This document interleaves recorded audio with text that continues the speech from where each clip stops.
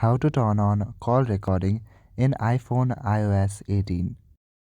Hello everyone, in this video I'm gonna show you how you can turn on call recording on your iPhone iOS 18.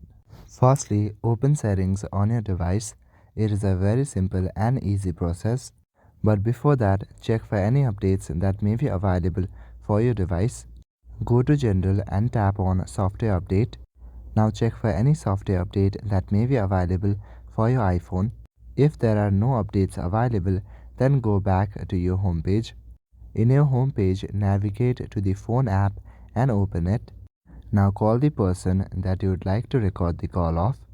When you call the person, then this kind of interface will be showed up. At the top left corner, you should see a faded icon. It will appear when the other person receives your call. When the other person receives your call, then as you can see, the icon has been turned on. Click on the icon to record your call.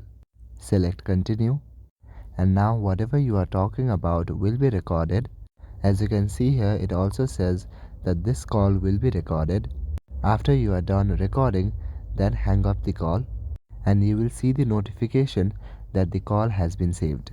Click on the notification and you will see your recorded call. So that is it for this video. I will see you in the next one. Thank you.